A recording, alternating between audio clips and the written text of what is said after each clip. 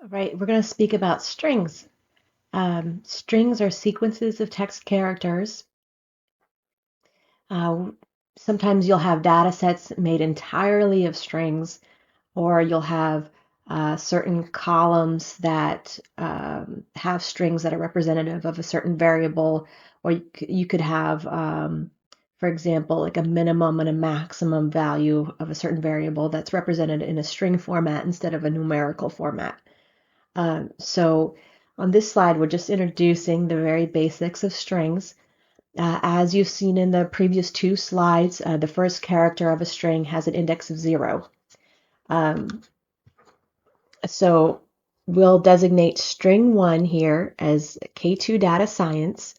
And since the first character is designated with an index of 0, K will be 0, 2 will be 1, that space will actually be 2, and the D it will be 3. It's a little hard to read my handwriting.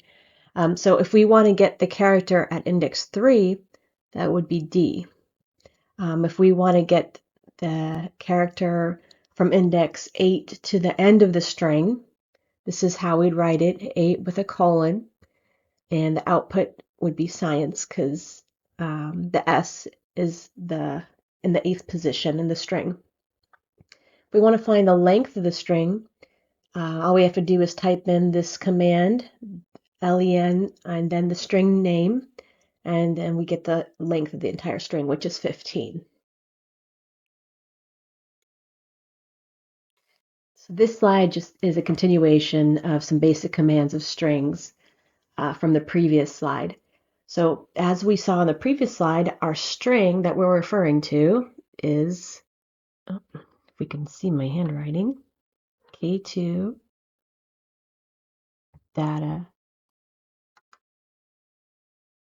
science.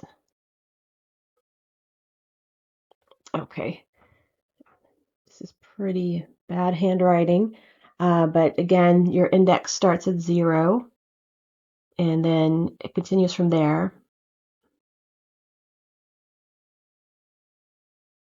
So that's an example of how the indices work in Python.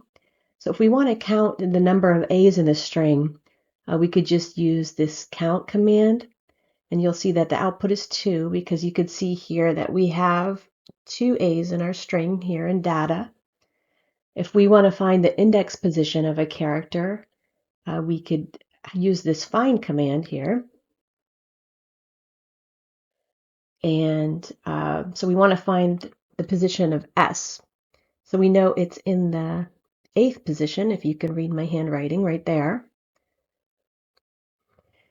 If we want to find and replace a substring within a string, which can be used frequently depending on what you're doing, we're going to use this replace command, and we're going to replace science with school. So we're going to replace this entire word. So you can see the output here is actually K2 data school. And if we want to split a string into a list of substrings, this can occur if you have a bunch of extraneous data surrounding certain strings that you want. So these commands can be used frequently in data science. So we're going to use the split command, and you'll see in the output that it splits the single string, which was K2 data school, into K2 data science, and it split it using the spaces on default. And of course, you could pick another delimiter using the same command, but the default is a space in this case.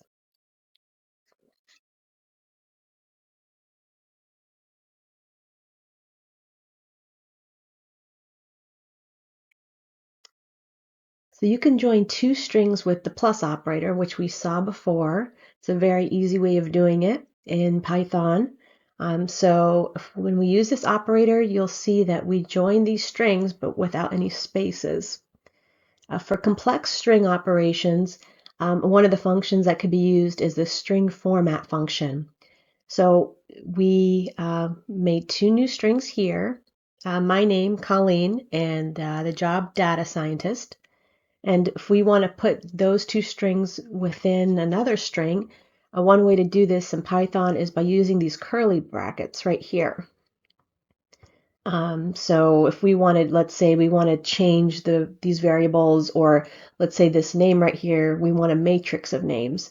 And one easy way to create a new matrix with this statement is by using this format command. So using these two lines, we have the output, which is what we wanted.